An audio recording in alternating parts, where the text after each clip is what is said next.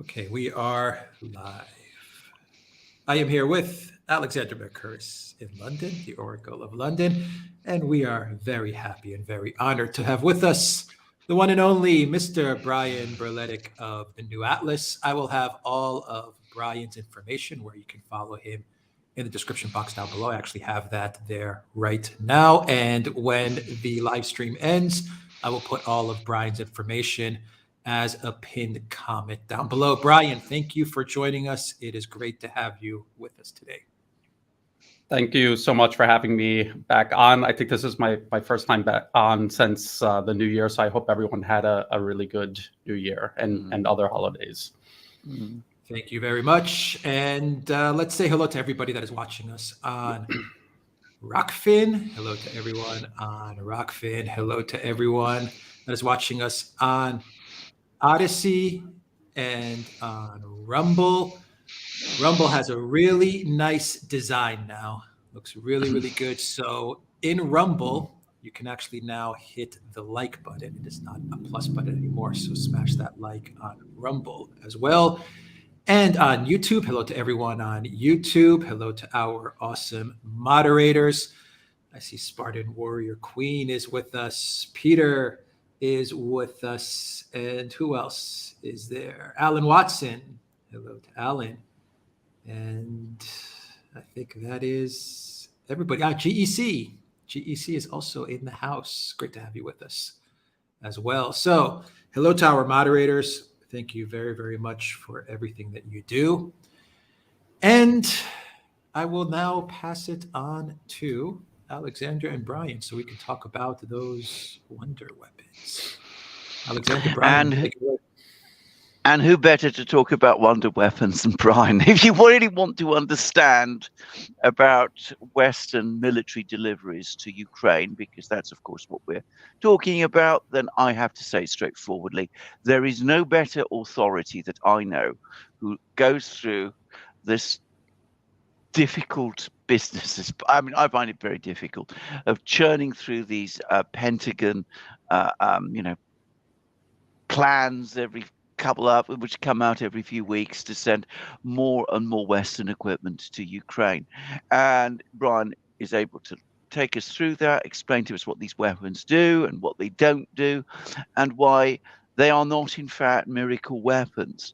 Now, I think before we just rush in, I just wanted to say that I've been doing a little bit of reading this morning about this latest delivery of 14 Challenger 2 tanks by Britain to Ukraine. And what I discovered is that way back in the spring of last year, Boris Johnson told Zelensky that Britain would not be supplying Challenger 2s, not under any circumstances. And our British Defence Secretary, Ben Wallace, actually went public, and he said that supplies of Challenger 2s to Ukraine were ruled out because it wouldn't work. Challenger 2 would not work in Ukraine. Well, what wouldn't work in the spring, a few months later, is now being delivered. So I think that's all I'm going to say by way of introduction, because this is the kind of thing that Brian is, as I said, much more expert at than certainly I am. Not, to put it mildly, someone who's ever handled weapons or operated weapons or any understanding of them. But briefly, we're getting all of these wonder weapons being sent to Ukraine. They're going in dribs and drabs. The reports I'm getting is that the number of tanks the West is now thinking of sending to Ukraine is all of 100. Well, Brian will tell us about that. I've also seen reports in the British media, The Guardian, but also other places, that the Ukrainians are expected to operate these tanks after 6 weeks training. That's going to provide them with some minimal level of competence, whatever that means. Brian will tell us what that means, or at least we'll explain a bit more about what that means. And the intention is to have all of these machines ready, operating, presumably supplied, presumably maintained, and with all the logistical systems organized by some point in the spring. Quite when in the spring, I'm not sure. Brian, is any of this realistic? And what is it really going to do? And are these in fact wonder weapons? Now that's 3 huge questions.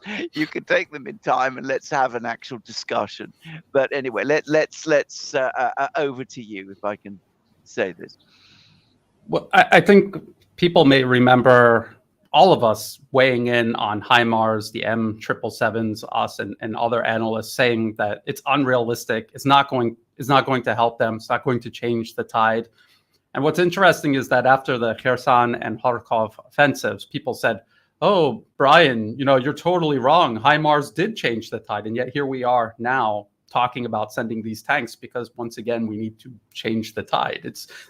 They're right back to where they started again, where their military is exhausted, they are out of weapons, and now they need more. They need more weapons, and they're inappropriate. The Challenger 2 is inappropriate. The Leopard 2 is inappropriate. It takes years for an army to integrate these type of heavy, sophisticated weapons into the way they wage war. And there's a reason why that is. There's a reason why when you join the U.S. Army, for example, it takes half a year to learn how to be a tanker, because when the Army gets you as a recruit, they have you for about 4 years, and they want to maximize the amount of work you do for them in that time. If they could shorten that from 6 months to 6 weeks, they would, but they can't, because you would be useless to them.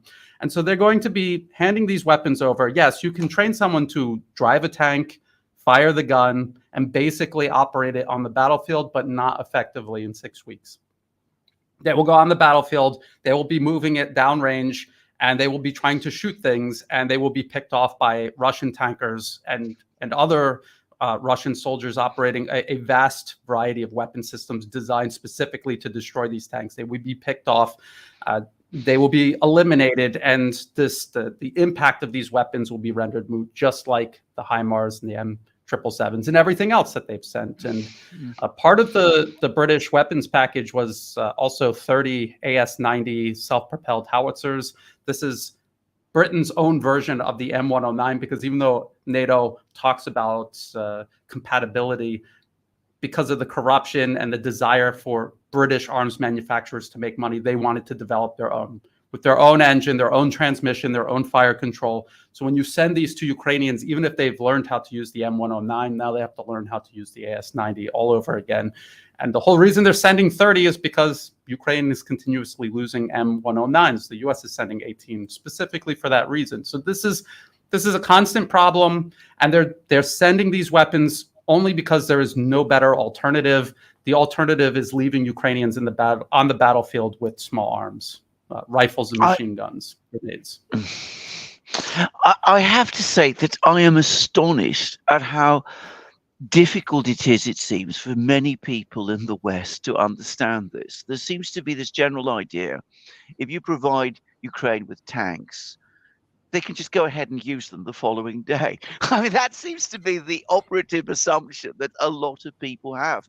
I read article after article about this from all sorts of people who you would think, know better. Now, perhaps because I'm not a technical person, I look at one of these things, 75 tons it is. I mean, driving a thing like that, I mean, that will require some level of skill.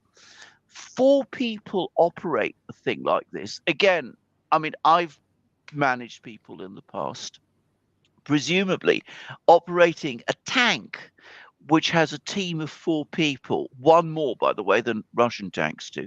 Russian tanks typically have a crew of 3.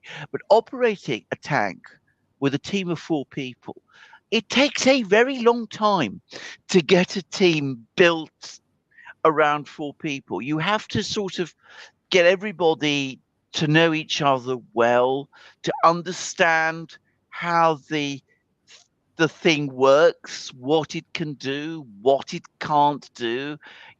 Every machine is temperamental in some way. I mean, I'm sure that's true. I'm sure that every tank is slightly different from every other tank.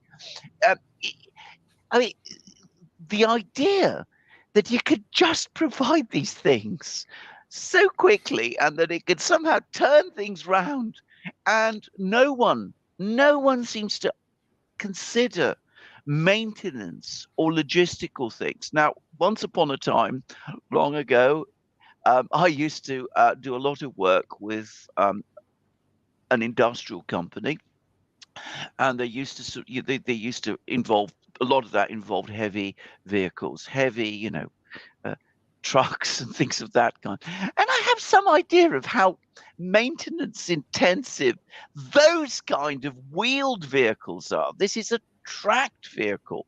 75 tons is what the Challenger 2 weighs. And Leopard 2s are a bit lighter, but, perhaps 65, 70 tons, that kind of thing.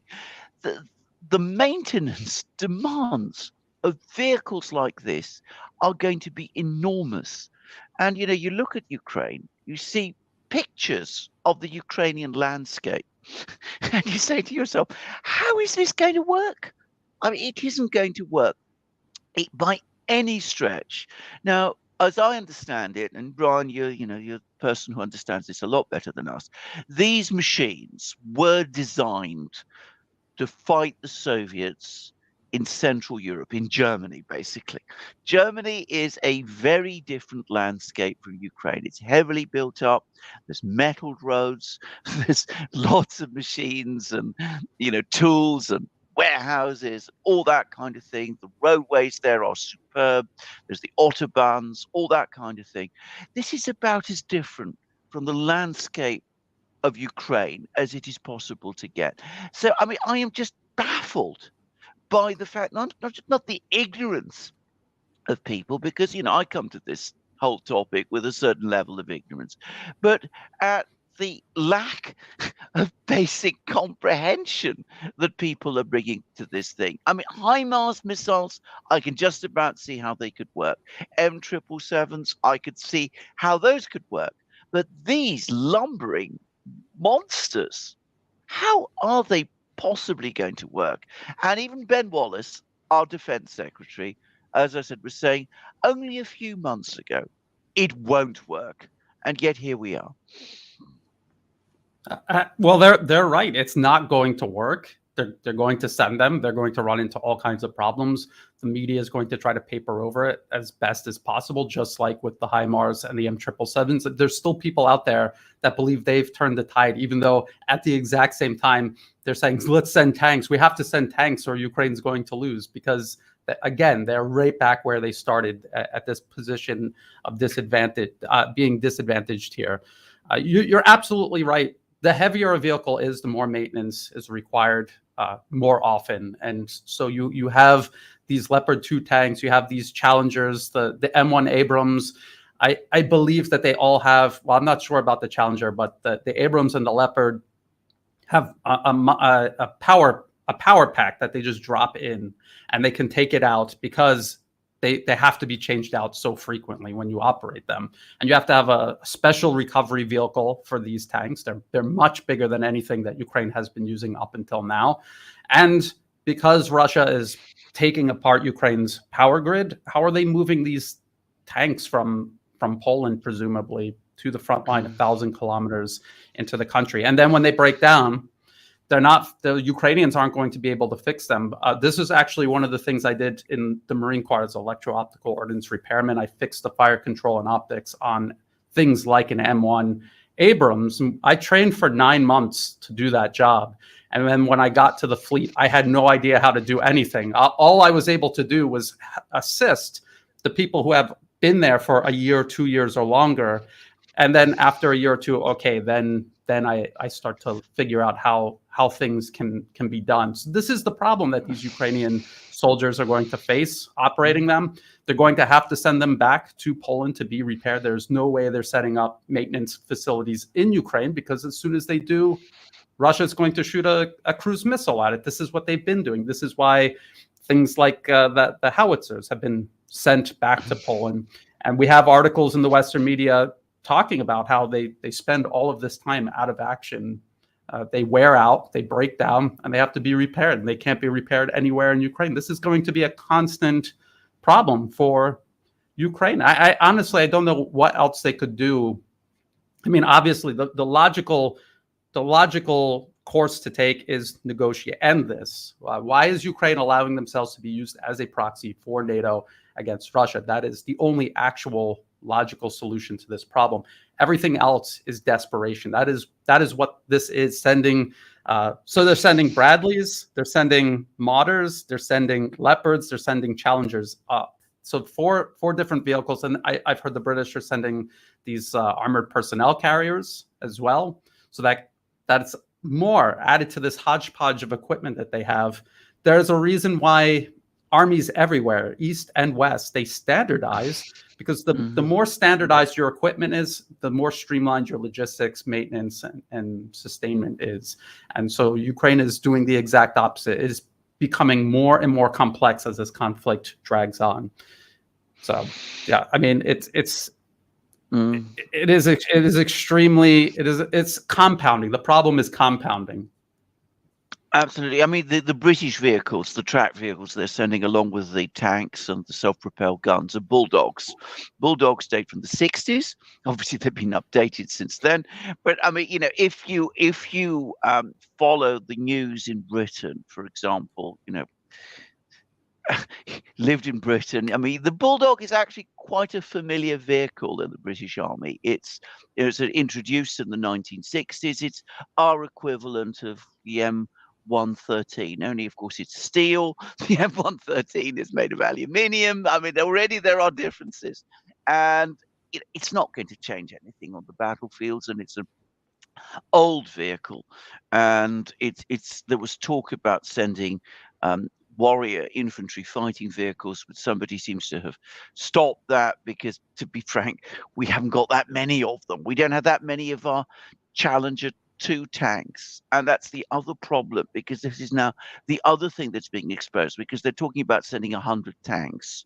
You could tell us what difference 100 tanks, even if all the problems are sorted out, you have the best trained soldiers, the most smooth running logistical maintenance facilities, but they're apparently struggling to find those 100 tanks, because Spain has now said they can't send any tanks. I mean, their Leopard 2s, most of them apparently are broken down, they hardly work. Those that they have, they're not prepared to give up.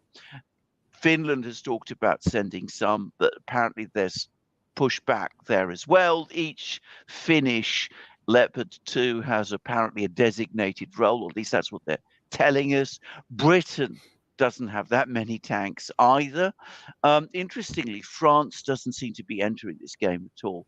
They have their own tank, the Leclerc, which is different from all the ones we've just been talking about. But apparently they're not going to send it because, again, they only have a limited number, so they can't afford to send any Leclercs. So they're scrabbling around to find these tanks, and it's not proving easy. So you're going to get say 2 tanks from Finland, couple from Greece, because Greece, after all, we're going to provide tanks, even though it's probably not in our interest to do that. You're going to find other countries. Poland is going to provide some. They're talking about, I think, around a score. They're going to cobble together this tank force from all these different places with Challenger 2 tanks, which are completely different from the Leopard 2s. And as I said, the total number we're going to get is about 100. So what are 100 tanks? Let's assume these are perfect tanks, perfectly operating, brilliantly trained crews. What are they going to achieve on a battlefield of this scale? Well, first of all, Ukraine had hundreds, in the plural, hundreds of tanks that they knew how to operate, had crews that had experience for years operating them. They had the ability to repair them, sustain them, the ammunition to give them to continue firing on the battlefield, and Russia destroyed them all. And then NATO collected Soviet-era tanks from their Eastern European member states and sent, again, hundreds of tanks to Ukraine to replace those losses. And those are all gone now, too, following the Kherson and Kharkov offensives. And so now they're talking about 100. Let's just say it's 200 or even 300, the number that General Zaluzhny asked for. Russia has thousands of tanks that they can put on the battlefield. They also have the ability to, and the numbers vary. And I'm taking this number from it's a U.S. government-funded anti-Russian propaganda outlet, Novoya Gazeta, and they said the production number for Russia annually is 850. That's 200 to 250 brand new tanks, probably T-90s, and the rest are modernized tanks. And a modernized tank, for all intents and purposes, is a modern new tank on the battlefield. And what that means is they have updated fire control systems, and they have modern optics. They can see day or night under any weather condition. They can see the enemy before the enemy sees them, and they can fire the first shot and destroy the enemy. That's what a modernized tank is. And so Russia will have thousands of these. They can put up to 850 if that number is correct. I believe the number is higher, and I believe even if it is 850, that number will become higher. And how is the West going to match that? They cannot. It's just like with the artillery. Ukraine has been outgunned from the beginning. They are still outgunned. As a matter of fact, they say that Ukraine started out with 1,800 artillery pieces. Now they're down to 300 something, made up of donated systems from the West. So this is going to be the same problem that plays out for Western main battle tanks. We don't have to guess what's going to happen to these tanks. They have been used in combat recently. The Leopard 2 was used in northern Syria. Irregular forces, Kurdish forces, the so-called Islamic State, they destroyed these tanks, and they created huge problems for the Turkish military. The Turkish military, who had crews trained for years to operate these, they had logistics.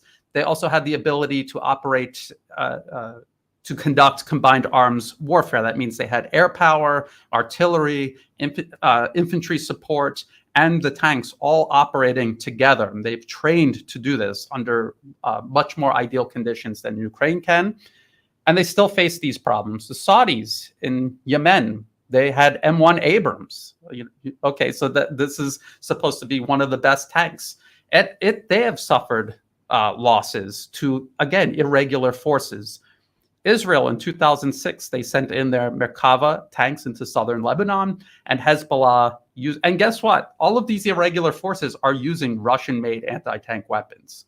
So from 2006 all the way up to present day, Russian-made anti-tank weapons have proven themselves effective against these Western main battle tanks operated by some of the best tank crews in the world. Tank crews that have trained for years to operate them, and tank crews that are part of combined arms warfare. This is not what Ukraine is going to be going into battle with these Western main battle tanks. They will not be able to conduct combined arms warfare. They will not have the benefit of experience and proper training or proper logistics or proper anything. This is what they're going to be going up against, not just Russian-made anti-tank weapons, but the Russians themselves operating them, along with a whole slew of other weapon systems designed to target and destroy something like these tanks.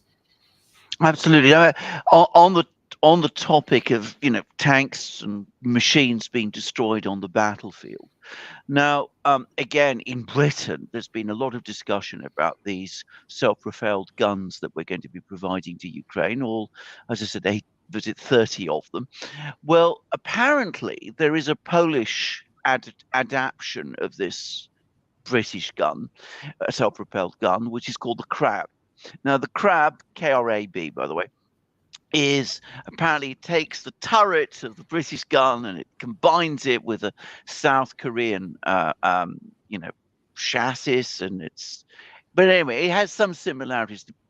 The Poles apparently supplied 20 to Ukraine, and of those 10 have already been destroyed, and that has just been over the last few weeks. So, all right, we're going to provide 10 more than the Poles did, but and I think you pointed out in one of your recent programs that is a quarter of Britain's total force of self-propelled guns of this type. I'm sure all types, and we're going to supply all of these, but the burn rate of these machines on the Ukrainian battlefields is astonishing, and partly I'm sure that's because the Ukrainians don't have the time to learn how to use them properly. I'm sure that's partly the case.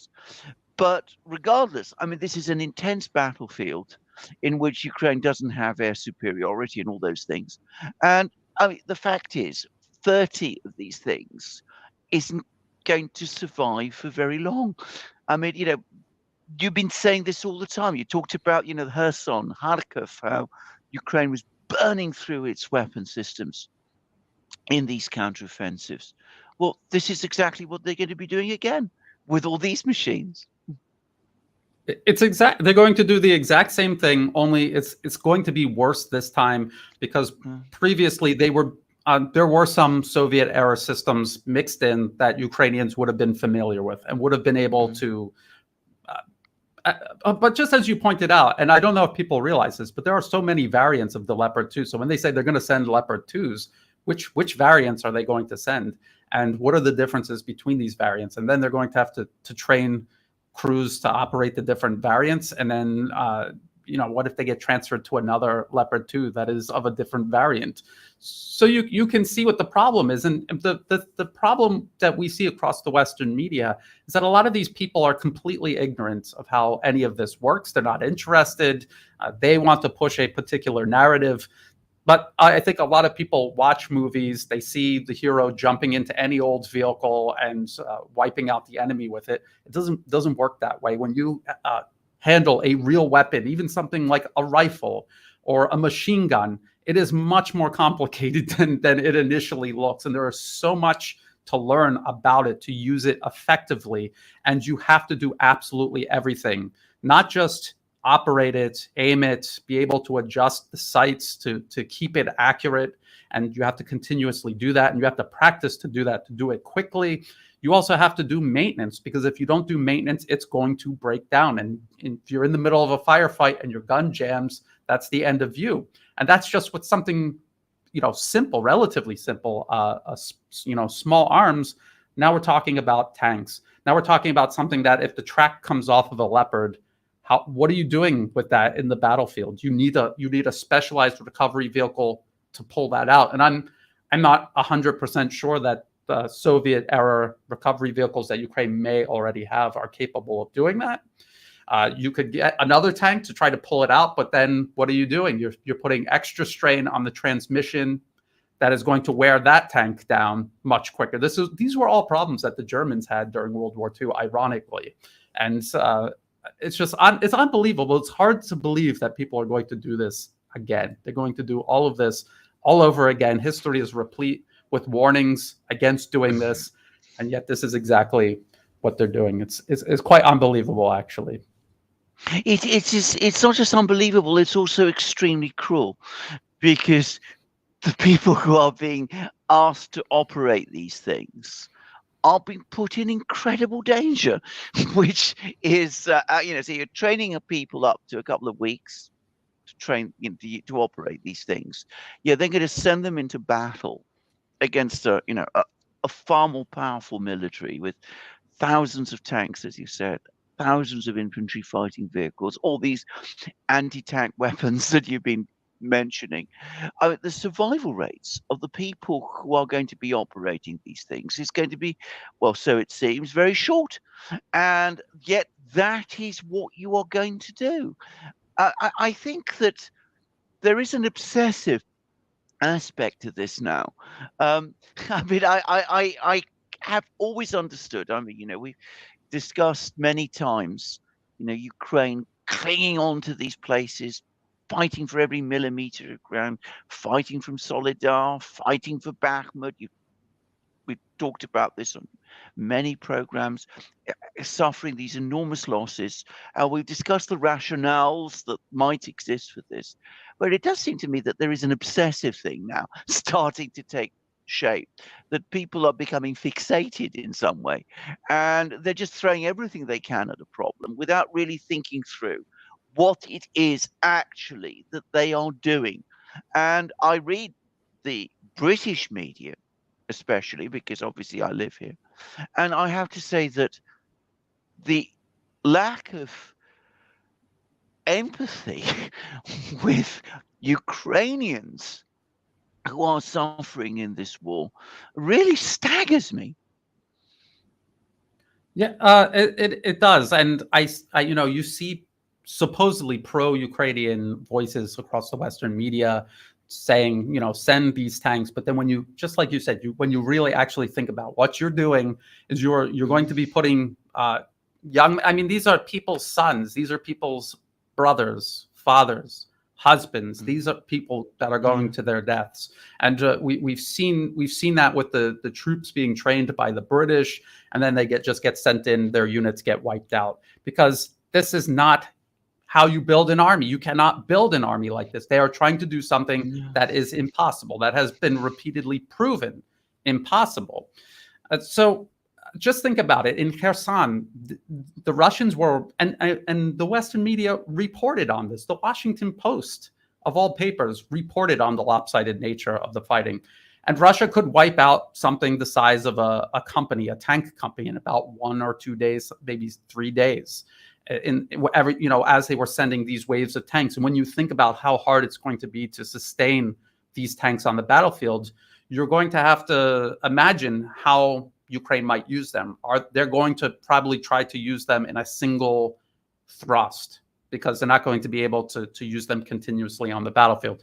Or they could use them in the defensive and keep them back. That, you know, I'm just imagining the most efficient way to use something that you're not going to be able to keep operating for a long period of time. So if they're going to be throwing them into an offensive like Kherson, like Kharkov, and we've all talked about this as well, Russia not only was stopping those pushes around Kherson, but now they have created these defensive lines specifically designed to stop armored advances. They have ditches, they have the dragon's teeth, they have all of these barriers designed to slow them down, to keep these tanks in the kill zone that Russian weapons will have already prepared to fire into.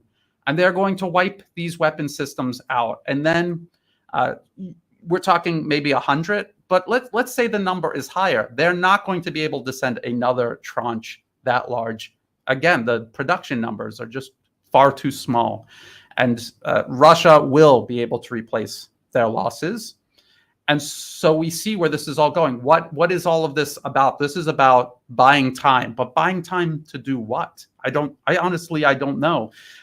The U.S. themselves, they've talked about, if we had to fight the Russians, they have anti-access area denial weapon systems that we don't have an answer to. And so this is a problem even for the U.S. So how is it not a problem for Ukrainian forces? I got an email yesterday from a viewer, and I just wanted your thoughts about this, Ryan. And this viewer made the point that what the West has been trying to do in Ukraine ever since the war started is create an army bit by bit whilst a war is actually going on. So, you know, you don't build an army in that way. You build an army, you train it, you get the equipment, you know, do all of the things. You do them, well, essentially all together. Instead, first we send a few light weapons, then we send a few guns, then we send a few drones, then we send a few HIMARS, then we send a few tanks, and we seem to imagine that somehow in the middle of a war, you're going to get an army created in that kind of a way.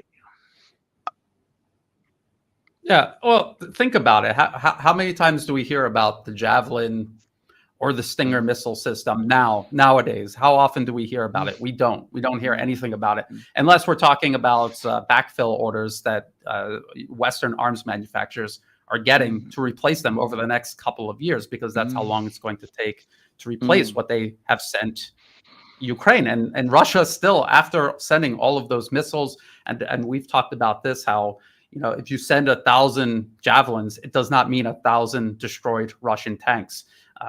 Under ideal conditions, U.S.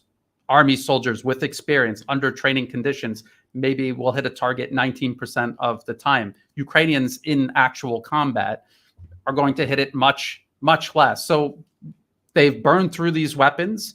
The U.S. and their allies don't have more to send. And just as you say, even if they send all of this all together, all at one time, Russia already has a a combined arms military on the battlefield. They already have that. And so that would have been your best chance at matching or surpassing what Russia had on the battlefield. But when you send it bit by bit by bit, you're just dragging this out.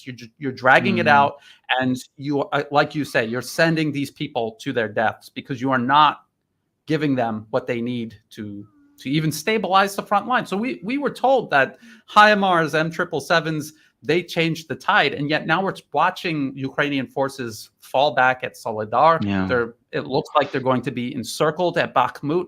How does this happen if Ukraine was on the offensive, the tide was turned, and Russia was in shambles and in retreat? How does that happen? It happens if that's not what's actually taking place. If it's what happens when this is a war of attrition. Russia prepared for years to fight this type of war, and the U.S. and its allies did not. Well, that's the other thing, because the Russians understand exactly what we're doing, and they're now showing clear signs, it seems to me, of being able to anticipate what our next moves are going to be. So I think you discussed this, actually. You were very insightful, by the way, in a particular video that you did, a comment of Putin's, which I completely missed, in which he said, look, it's not true that the West has run out of tanks. They've got plenty of tanks. They've got their own tanks. They've run out of Soviet-style tanks, but they've got their own Western tanks, and they've still got those. And looking back, because he said that about, 2 months ago, I think, he was clearly signaling that the Russians were expecting Western tanks to start appearing on the battlefields. And again, you see that the physical evidence of that on the ground. I mean, I was wondering, why are they building all these enormous fortifications, the dragon's teeth, the tank traps, all of these things, which again you discussed so well in your program? Well, again, we can see that they figured out long before, people like me did, that these Western tanks, despite what Ben Wallace was saying about, it not working, that these Western tanks were on the way. So they're anticipating our moves and they're preparing for them. And well, we could guess what's going to happen, or so it seems to me. Yeah. So Russia anticipated this, and they were prepared weeks before the announcements were even made. Now, a lot of people are asking me about, what if Western operators are in these vehicles? It'll improve the situation slightly, but you still have the problem of going into combat without combined arms, being able to fight with combined arms. So you're just a tank on the battlefield, or your tanks and infantry fighting vehicles and a little bit of artillery. That is not combined arms. You also need air power. You need significant artillery. You have to match or exceed what your enemy has. And my last video, I went over this old Washington Post article from 1999 about the U.S. Sending Apaches to Albania for use against Serbian forces, and they decided not to use them because, despite the extensive preparations they made like an entirely new helicopter base. They brought in main battle tanks, Bradleys. They were talking about using ATACMS missiles. They were talking about real combined arms warfare, and even still, they thought it was too risky, and they thought they would lose too many Apache helicopters, so they decided against that. And that is, again, the U.S. at the peak of its military power and bringing in absolutely everything that it had. And they were going to use their warplanes as well, by the way. So if that was a situation that the U.S. backed off of, but now they're going to send Ukrainians, possibly Western operators, onto the battlefield under conditions where they're not going to have all of that support. They're not going to have long-range ballistic missile support, air power, significant artillery supporting them. They're not going to have any of this. So even if they are Western operators, they're still going to have this problem. And Western operators may be able to use the tank on the battlefield, but when it breaks down, who's going to repair it? Who's going to bring it back to the rear and fix it? So these are all problems. And who's going to continuously supply it with fuel and ammunition? And I don't know if people realize, but the Challenger 2 has a rifled main gun, And most main battle tanks, NATO and Russian, have smoothbore guns. So that is entirely different type of ammunition that they have to supply to whoever's using the Challenger 2s. And then they have to supply entirely different ammunition for the Leopard 2s. And then whatever they have left of these Soviet era tanks, they have to supply the ammunition for that. It's all different ammunition. So it's just more and more complexity under increasingly dire circumstances that they have to try to use these weapon systems. Indeed. Can I just say about Western operators, if you're talking about the Challenger 2, I mean, realistically, they would have to be British operators. Now, if British operators go into battle operating Challenger 2s, even if they're not serving soldiers, which presumably they wouldn't be, but they'd be contractors, they would have to be ex-military, because the only people who know how to operate Challenger 2s are the British. I mean, the only other country that's operated them on any scale is Jordan, I believe. But anyway, whatever. Maybe I'm wrong about that. But anyway, Britain is the only country in NATO that's operated Challenger 2s. If British operators are sent into battle and get killed, there are potentially major legal and political consequences for the British government. We saw that over Iraq, where British contractors were killed in battles.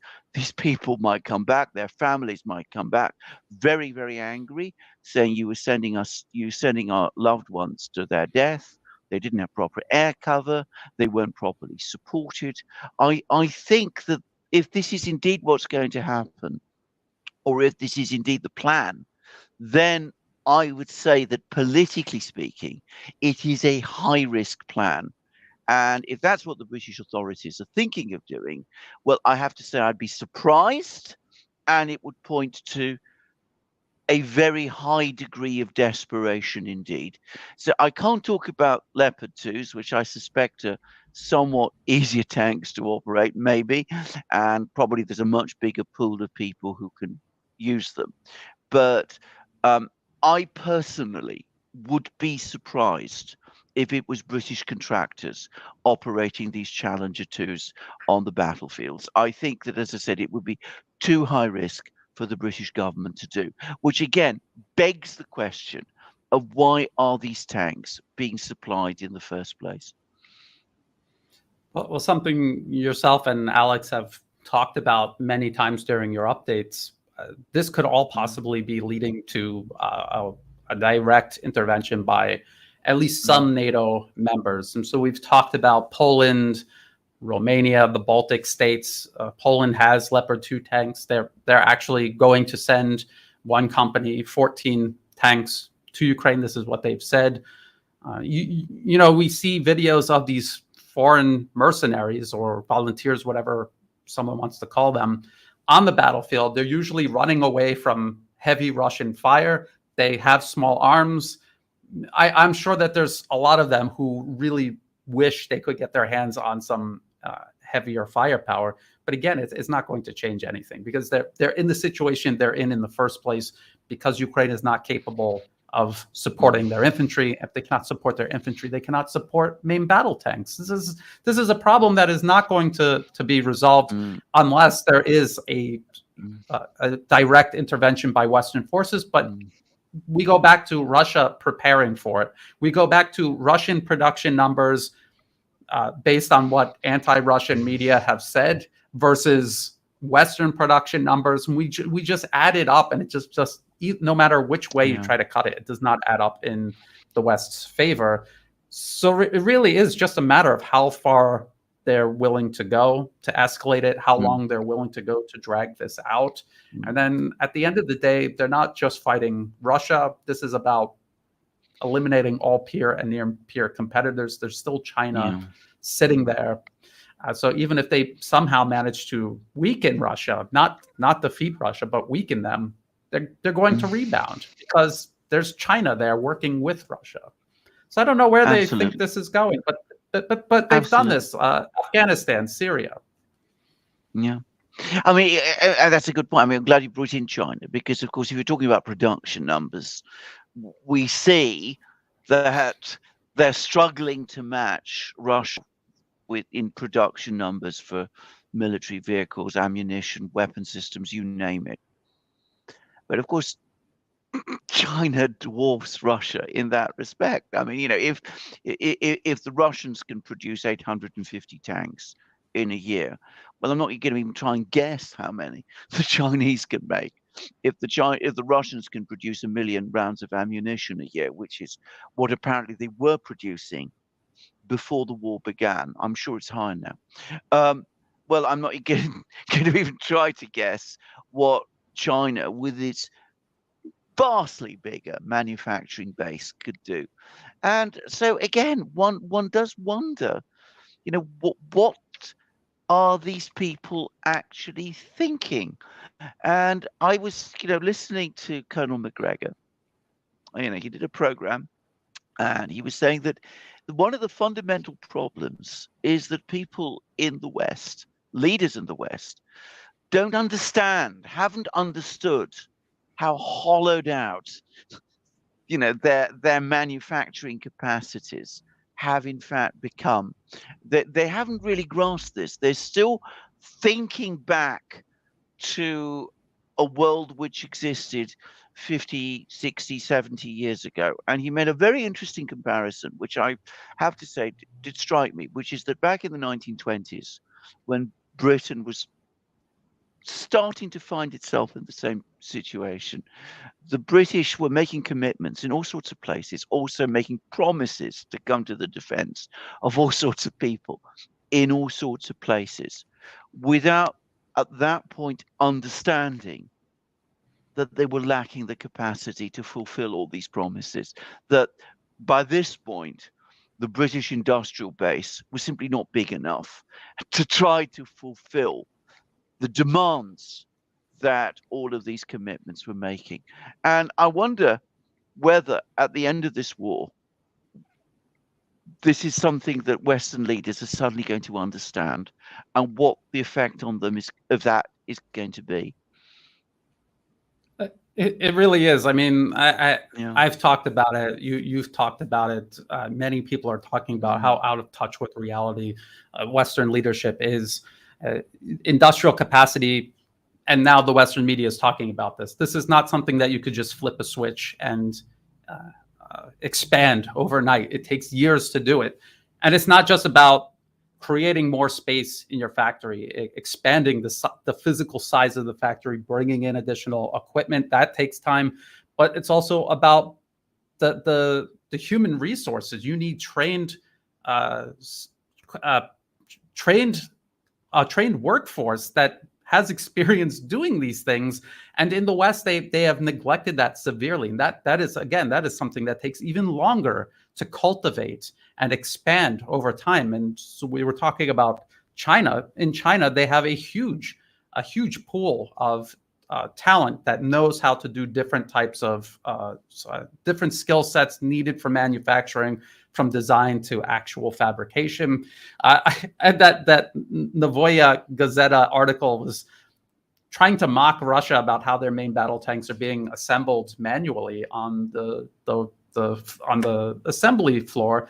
And this is how all sophisticated weapons are made. Even aircraft, large aircraft, are, the individual pieces may utilize automated manufacturing, but when you put them all together, there are people doing that because they're so complex. And so that is the media, exposing their ignorance on how all of this works. And then we see people in leadership positions who should know better also saying ridiculous things that are just so implausible. And it really is a toss-up between whether they're ignorant or they're dishonest, or maybe a little bit of both. But either way, it's scary because they're escalating toward a situation they cannot get themselves out of. You know, on that topic about, hand making, putting, assembling tanks by hand, and you're absolutely right. That is how it's done. Now, I some time ago, quite a long time ago, got to know somebody from Nizhny Tagil, where Uralvagon Zavod is based. This is, by the way, in the Cold War, it was the biggest tank factory in the world. And this person who knew that tank factory told me that the total available labor workforce which could be deployed to operate that factory. And this is, post-Soviet times. This was, around mid 2000s, about 2007, 2008. He said that the total available manpower pool to operate that factory is 30,000. 30,000 people who are, and I'm sure it's increased by then, because of course, what provoked that was that I think it was in 2007, Ural Vagonzavod fulfilled certain orders for tanks, and was actually in that particular year, it was actually producing more tanks than every other tank plant in the world taken together, and it did it effortlessly. And I said, how can you do that? And he said, this is how our factories are structured. I've discussed this before. I've seen this myself, in places like Perm. Russian factories are designed to be able to increase volumes very, very rapidly. And as I said, there is this huge labor pool of people, many of them very skilled technicians, who can be called on very rapidly to sort of accelerate production very, very fast. And I was reading, again, an interview by the French sociologist Emmanuel Todd, who is actually a very interesting man. He's a sociologist, but he's somebody who's discussed, the Soviet Union, the United States, and things of this kind. Now, he provided some figures. I can't verify these figures, but I think they're probably true. And he said that despite having a much smaller student population than the United States, Russia today produces 30% more engineers than the United States does. Now, I think that's probably right. And of course, that's Russia. What China produces, I'm not even going to try and guess. And you can't just change that. Again, my wife works in higher education. You can't just turn around and change your entire educational system, oblige people to start, doing engineering classes, focusing exclusively on STEM subjects. It doesn't work like that. I mean, you have lots of different pressures and competing things that are happening, and you can't just from one day to the next change your educational system. And even if you do, it'll take 20 years before you start to notice a difference. That's the reality.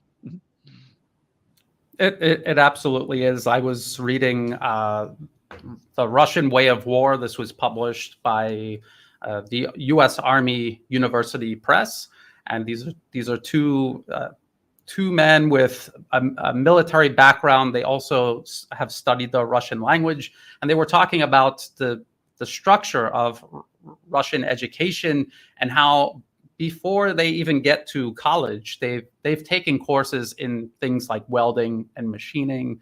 And so when you get the Russia has done this very deliberately, because when they have conscripts come into the army, I think it's for about a year. So that's not a lot of time. And I was talking about this 6 months training a tanker. If they could shorten that, they would, but they can't. It has to be that long to make an effective entry-level tanker. And so what Russia has done is created all of these programs that you can do before you do your service, that give you skills that by the time you do your 1 year, you already have these skills and they can utilize it. And then when you're done, you can go and you can get a career. You could work in one of these factories. And this is a topic that always comes up when people compare the Russian GDP with Western countries, and they say, look how small their economy is. But then look at numbers like shipbuilding or car production or tank production. And these are numbers that the West is talking about and citing.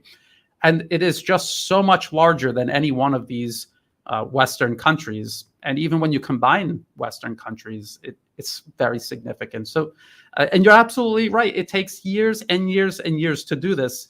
The U.S. has been trying to emphasize on science, technology, engineering, mathematics for years, but it really has not made any difference. The gap between, because this is about China now, the gap between the US and China continues to grow. And of course, I mean, China has a population several times larger than the US.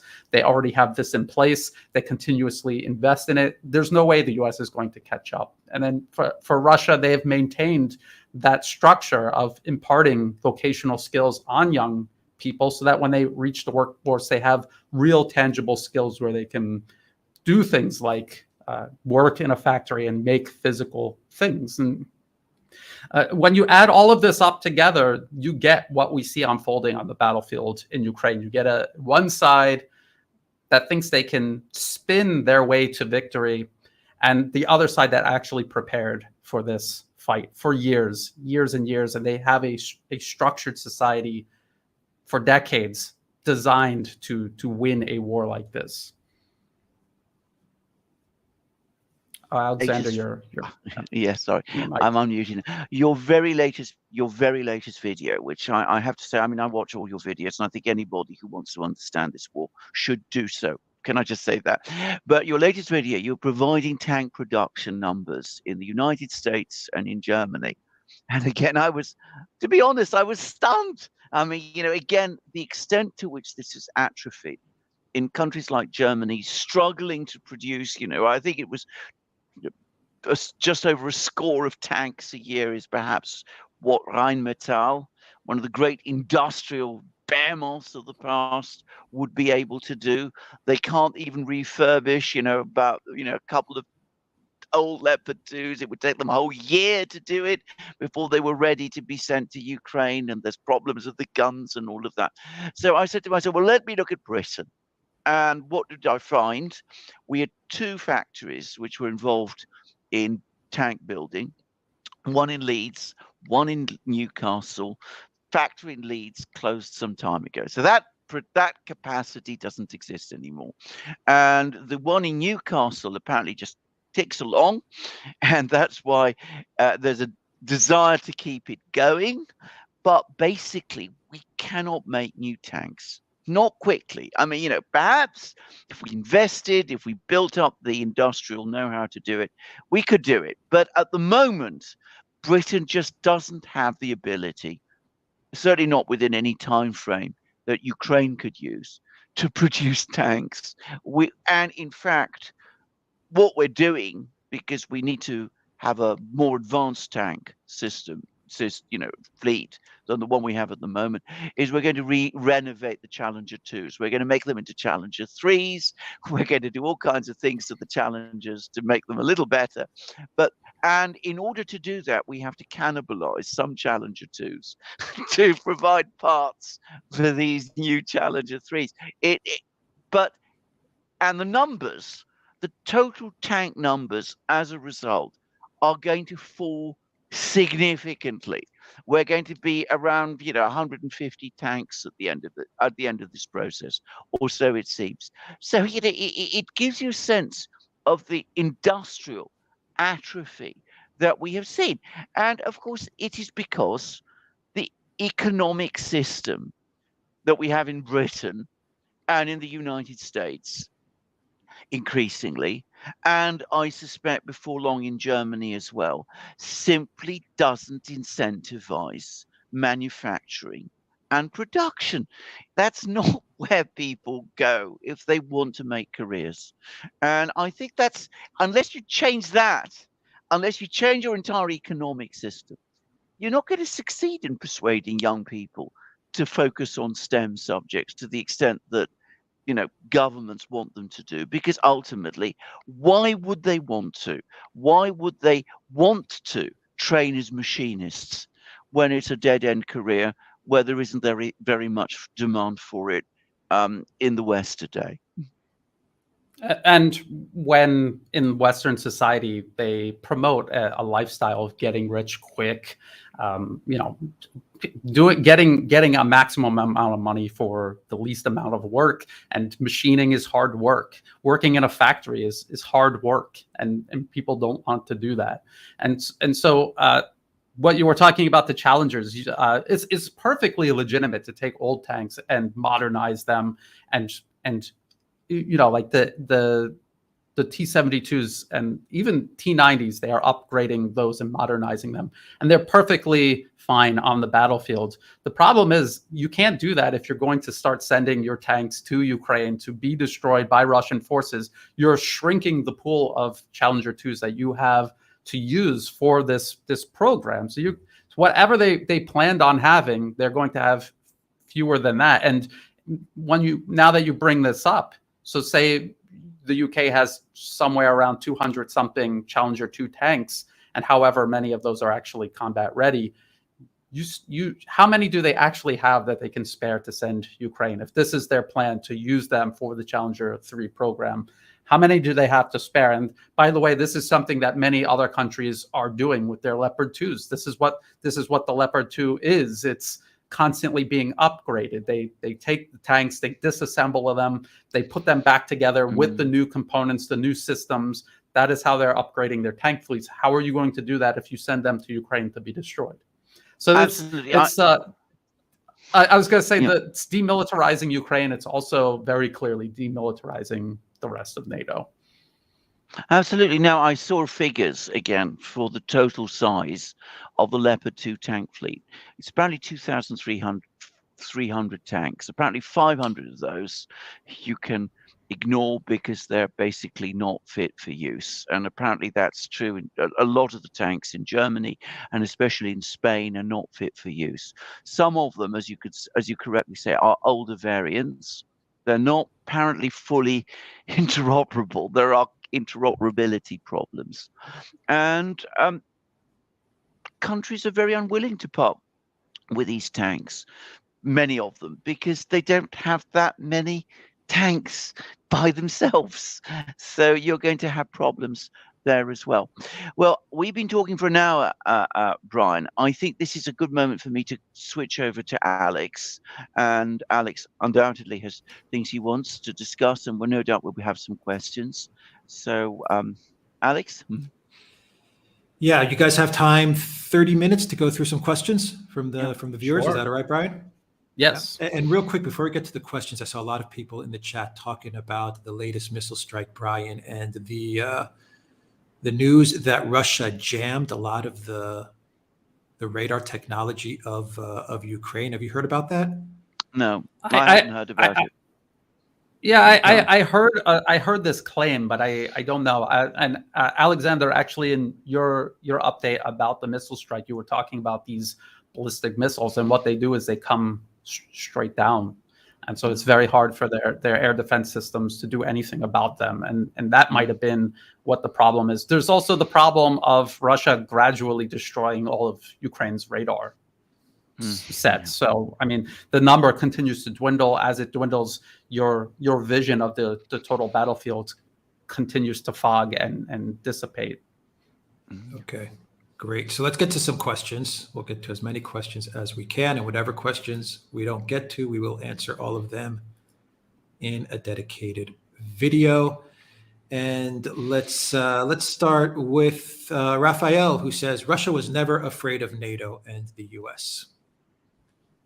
You know, I don't actually agree with that. I think a couple of years ago, they were very afraid of NATO and the US. And one of the reasons why we are in this situation is because the Russians were becoming increasingly alarmed by the way in which NATO was being extended eastwards. And they were looking at these US missile bases in Eastern Europe. Of course, they say that they're anti-ballistic missiles, but Russians believe that they're really intended to provide launch pads for missiles to strike at Russia. The Russians were very worried about these things. So I think they were very afraid of NATO. I think now that they've been exposed to the reality, they are starting to become less afraid in some respects.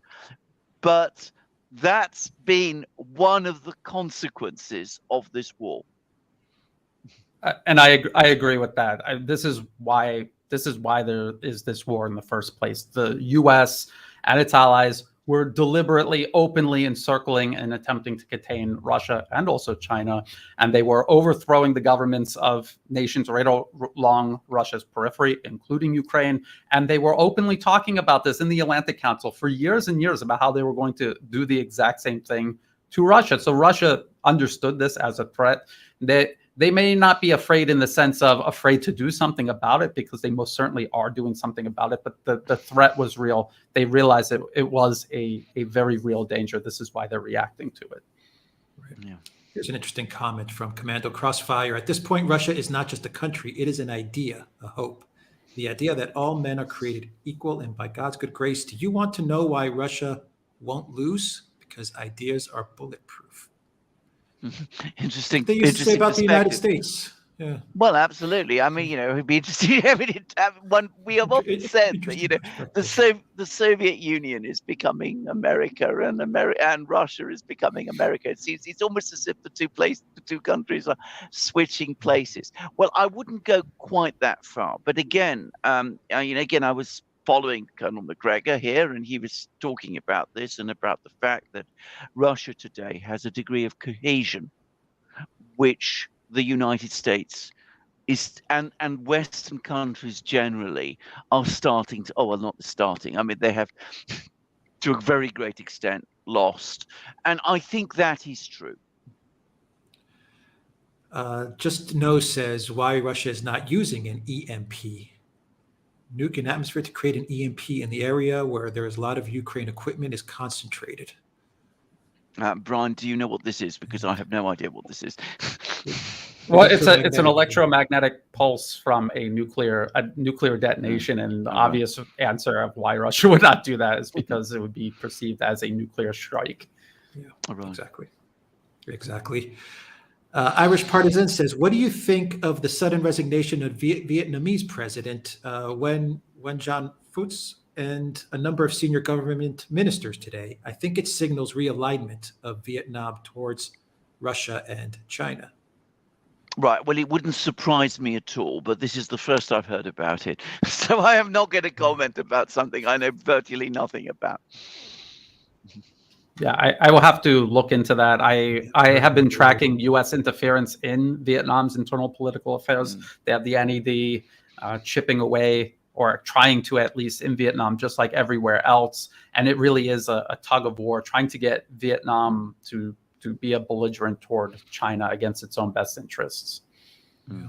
Sanjeva says, hey, Brian, I love your work. Just so that we don't feel like we're being in a bubble, can you argue against the hypothesis that Russia will win, i.e., what scenario will NATO win in the current war? If Russian production numbers, I mean, if they have everyone tricked, including anti-Russian propaganda outlets like Novoya Gazeta, and they actually have a much smaller production rate, and they don't have the capacity to expand it, and just like you said, Alex, if Putin has tricked absolutely everyone, all of these countries that have begun pivoting away from the West because they can see what a train wreck this entire exercise has been. If he has tricked absolutely everyone, and it really is much worse than we all suspect, then maybe they'll run out of missiles. That last strike was the last one. Yeah, he's tricked everybody. That's how they would lose. Lada Moreau says, what do you think about Arestovich's resignation? What will wait for him in the future? Do you think he has much dirt on Zelensky to worry about? I saw that. I mean, is it real? That's the first thing to say. I mean, that's what they're saying. I mean, yeah, I think it is. I think it's real. I think it is. Yeah. Well, I'm going to say what I think about that. In that case, I would regard that as a further large piece of evidence that the wheels are coming off, because Arestovich has been an absolutely central player in the whole Ukrainian media operation, which is the only part of this war where Ukraine has been consistently winning. If it's true that he resigned, then I agree that he sees a sinking ship. He's exploited it to its fullest. He's starting to find himself in trouble. Just things that he says that he thinks are because when you really start to lose, And it becomes really obvious that you're losing. No matter what you say, you're going to end up a scapegoat because you're in the limelight. And the smartest thing to do is to just disappear, to fade away, and let somebody else take the heat. So maybe that's if that's confirmed. I mean, I've seen reports saying he resigned. I've seen reports saying he was fired, and there are also reports saying he was forced to resign. Those are the reports that are coming in. If that is the case, then it's a smart move. I don't think it makes any difference which it was. I mean, if he resigned, it's exactly for the reasons that Brian said. He's jumping before the ship sinks. If he's been basically shown the door, it's because the whole narrative is collapsing, and he's just becoming too incredible now. So one way or the other, as I said, it's a sign. It's a sure sign, to my thinking, that the wheels are coming off. Now, as I said, I just want to get a little bit more precision about the story. I don't think he's made a statement yet, so we can't say this is 100%. But this is what everyone is reporting. Michael says Professor Tim Wilson has described Alex and Alexander has not been Greek, but they've been Russian trolls. Well, I'm not going to even. Who's that? Who is well, I've no idea who. I have no idea who Professor Tim Wilson is, and I'm not going to waste time answering that question. A weird comment. Let's see here. Feels strange not being Greek, Alexander. Commando Crossfire says the whole is to prolong the conflict. I don't think or care if Ukraine wins or not, just prolong to cause as much damage to both Ukraine and Russia. Agree with that, Brian? That is what they're achieving by doing this. Now, look at Afghanistan. What did they accomplish? Now, over $1 trillion was spent. It did not go into a black hole and went into the accounts of Western arms manufacturers and contractors. And I suspect that the same benefit is compelling many in the U.S. to keep this going for as long as possible. That is at least one major component of it. Yeah. I'm just going to say something about this. I mean, they are destroying Ukraine. That is indisputable. The country they say they want to help. Are they really weakening Russia? I mean, all right, Russians are being killed, and that is a tragedy and it's a terrible thing. But the economy is shifting gears. It seems to be adapting very well to the sanctions problems. It's probably on a trajectory for stronger growth without, the problems with the overdependence in some respects on the West was creating. And of course, in military terms, it's now launching a build-up. That doesn't look to me like a weakening. I mean, I just make that point. Yeah. Rudolph says NATO will never send the latest tank versions as the Leo 2 A7V or the Abrams SCPV3. Why? Once they are all destroyed, they will say, but these were old models. Anyways, it will be great commercial for weapons made in Russia. Interesting point.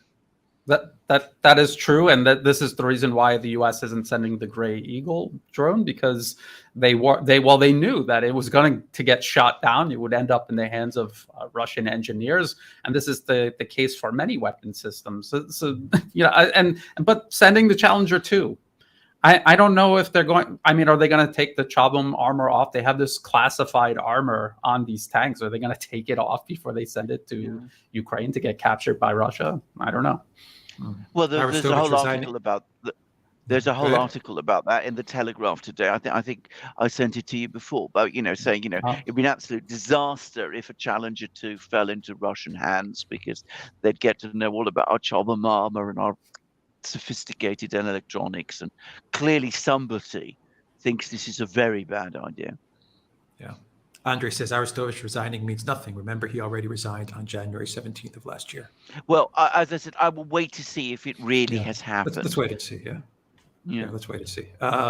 M. Wick says the Golden Trio, accurate commentator and analytical master and brilliant buccaneer, rating the neocons narrative.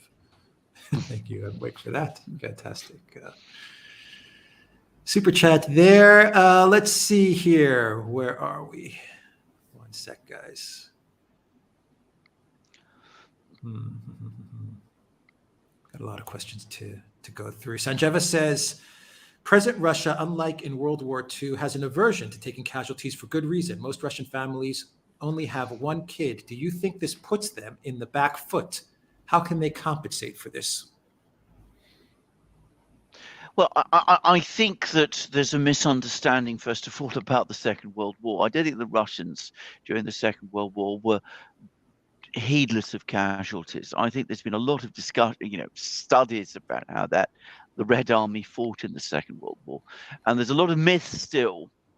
I mean, the casualties were horrendous, but this was not because it was, engaging in human wave tactics or anything of that kind. It was because it was a different kind of war. And I think in this kind of war, I think the fact that the Russians want to avoid casualties amongst their soldiers is entirely understandable. And do remember that today, Putin has to answer to a very, very vocal and very active public opinion. Joseph Stalin didn't. I mean, that already makes for a fundamental difference. I mean, the Russia of today is not the same as the Russia of all those years ago. And it's a war of attrition, and so Russia is heavily invested in preserving its fighting capacity while diminishing Ukraine's. So this is the main reason they are risk averse in that sense. Harry asks, is the plan to deliver these tanks by FedEx or ? Facetious in tone, but an actual question nevertheless. Good question. How are they going to get these tanks to the front, Brian?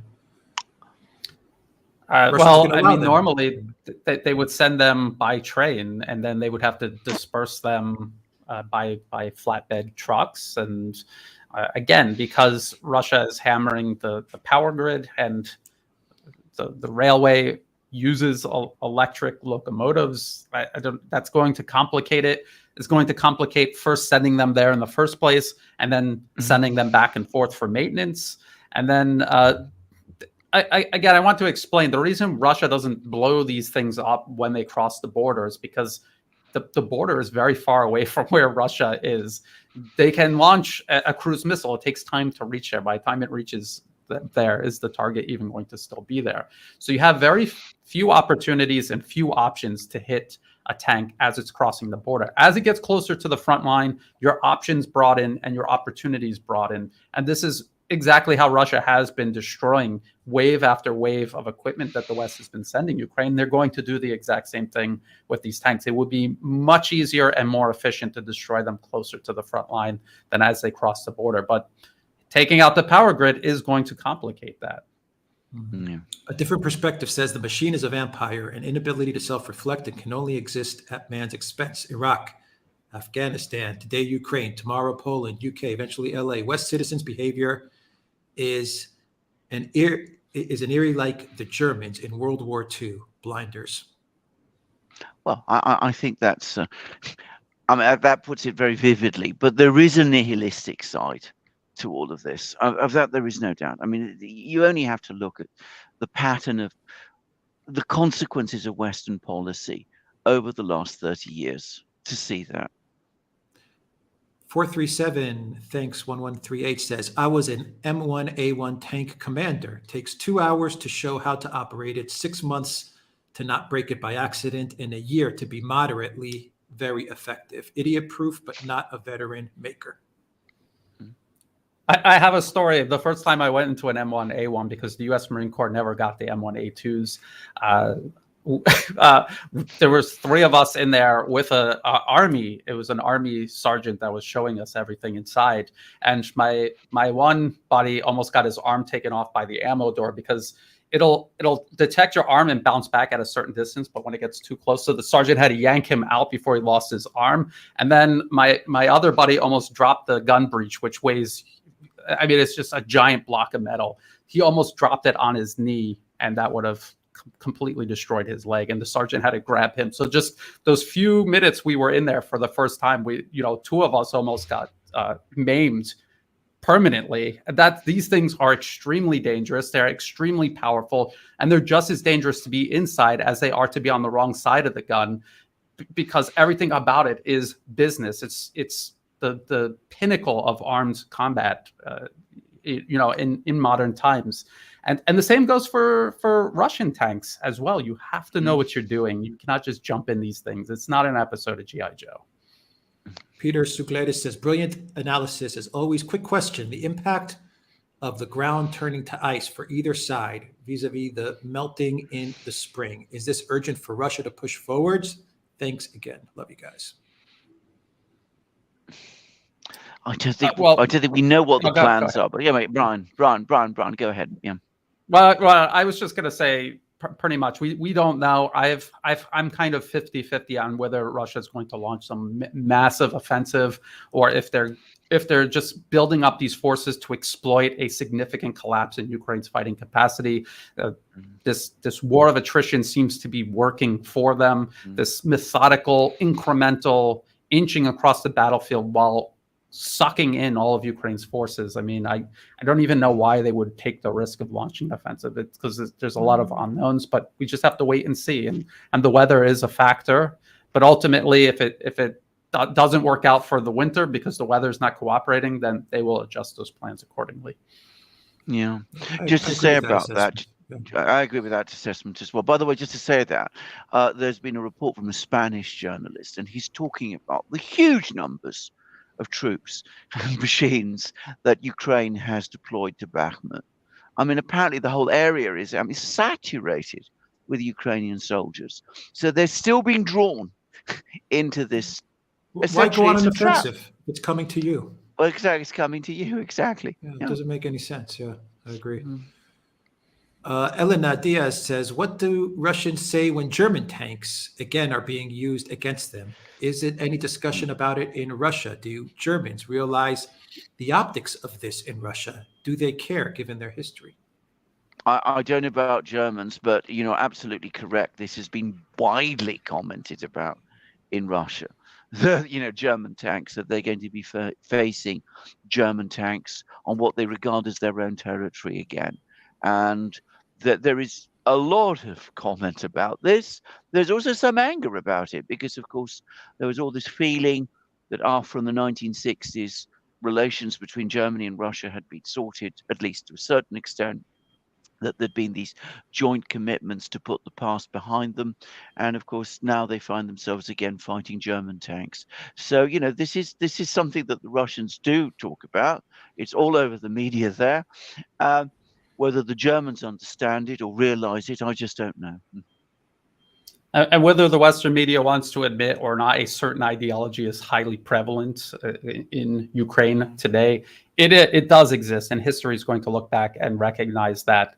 And Russia is going to have Leopard 2 tanks sitting in their tank museums next to Tiger, Tiger 2, and all of these others from World War II that they captured. And it is going to be Germany's shame for another generation or two to come. So they, as you were saying, Alexander, they were repairing those relationships. Now they're right back to square one, which seems to be something the West is really interested in doing these days. That's the point, isn't it? To further keep Germany away from Russia. Exactly. Yeah, that's the point. Exactly. Rufus says it started with javelins, transports, artillery, anti-air systems, and now tanks. Will NATO escalate to fighter jets and nuclear weapons? Your thoughts, Brian? Well, I mean, look at all the problems they have with tanks. This is something that operates on the ground. Now, a warplane is many times more complex, and supporting it is much more difficult. You have to build an air base for these things to operate from, that Russia's obviously going to know where it is. And so they're going to be having all of the problems that they have with all of these ground systems that they're using and constantly losing on the battlefield. Then they had an air force at the beginning of this in late February 2022, and Russian air power and air defenses took them down, and they will do the exact same thing to F-16s. There's nothing special about an F-16 because this is the most likely plane that they would transfer to Ukraine. There's nothing special about it that Russia will not be able to do to it what they did to Ukraine's entire air force already. Toilet Sauce asks, if you already know these tanks are not going to work for Ukraine, why risk having them captured by Russia? If you are so convinced of their technological superiority, that is. Well, this is the question I find myself asking. I mean, the whole thing has now developed a kind of mad logic about it, which is becoming irrational, which is what happens when people become fixated and obsessed. They no longer think rationally any longer. They just do things that are becoming increasingly eccentric and bizarre and ultimately self-defeating, because you're absolutely right. I mean, there's this article I said in the Daily Telegraph, which it comes up with this farcical suggestion. Let's not send Challenger 2s, let's send Challenger 1s that Jordan is giving up on. I mean, so let's get them back from Jordan and then send them all off to Ukraine. But I mean, what it's really saying is, well, it's not a good idea to send Challenger 2s because we're going to compromise all our technological secrets, tank secrets. So why are we sending them? But they've decided they're going to go ahead and do it anyway because they can't admit to themselves that this is going wrong. They can't face up to the reality that they're losing. Right. Marshall says, what's up, gents? Do you think that with the combat ability displayed by the Wagner Mercs at both Soledar and Bakhmut solidifies them as an elite unit? But I've made my own opinions about the Wagner Group fairly well known by now, at least I hope so, which is that I'm absolutely sure that this is an organization which, despite the fact that there are clearly tensions between it and some of the people in the Ministry of Defense, it is ultimately an organization that has been set up with some help from the Russian state, definitely, and probably following a decision by the Russian state. They need a unit like this so that they can deploy in all kinds of places, in West Africa, in Latin America, and wherever you like, whilst preserving a degree of deniability. So I think it will continue beyond this war to have a role. It will be part of the toolkit that the Russians are developing so that they can pursue an active foreign policy and send people to places like West Africa to basically help their friends. And it mirrors what other Western countries have been doing, the French Foreign Legion, and then the U.S. has a myriad of private military companies doing this. Exactly. And so if Russia wants to compete or wants to protect itself and its interests and its allies, they need to kind of mirror what the West is doing to a certain degree. Yes. Euro Gabor says, repair of the tanks won't be an issue at all. Just use the standard parts of washing machines and dishwashers like the Russians do. Send a text to expert Ursula for help. She is great in SMS handling. Well said, Euro Gabor. Angry Warhawk says, are there enough level heads in Washington to accept defeat peacefully? Or will they destroy everything out of spite when they are finally faced with it? That's the big question. I think in the end, the answer is yes. I think that when the moment comes, if we're looking at some kind of a debacle in Ukraine, which I think we will, I think there will be pressure to do all kinds of stupid things like send tens of thousands of American troops and perhaps even go beyond that. But I think that there will be enough people in Washington to hold the line. I accept that the wish is the father to the thought, and policy decision making in Washington is becoming more and more irrational all the time. But I think there's just enough sense of reality left amongst enough policymakers to prevent us going to the ultimate point. Well, and also we're talking about why is the West sending their own tanks now? They're sending all of their equipment, and it's getting closer and closer to the best equipment that they have. They're sending and losing in Ukraine. But isn't this what NATO existed for in the first place, was to eventually fight Russia? They're doing it through Ukraine, which for them I think is ideal. And maybe from their point of view, emptying their inventories out and winning, even if it doesn't seem like it's working, but continuing down this path is worth it, because that's why they have armies in the first place, is Russia. But then again, there's also China, and then there's all of these other countries that the West uses their military to coerce, and they're not going to be able to do that. So it's, no matter how this is resolved, they're going to be in a weaker position than when they started, and things are going to be more difficult no matter how this in Ukraine turns out. That I think. It's existential for Russia, but it's also existential for NATO as well. NATO. Zero Enoch Zero says, Emmanuel, just to say, Emmanuel Todd in his interview has made exactly that point as well. That it's becoming that the United States doesn't realize that this is becoming existential for the American position in Europe too. That this hasn't yet fully dawned in the US, but that is the direction of travel. Zero Enoch Zero says, question for you guys on the screen. What's your thoughts on Israel's new government moving closer to Russia regarding this S fight? We just have to wait and see whether it does in fact move closer to Russia. I think there's going to be lots of competing pressures, but I don't think Israel is going to make any difference in this war.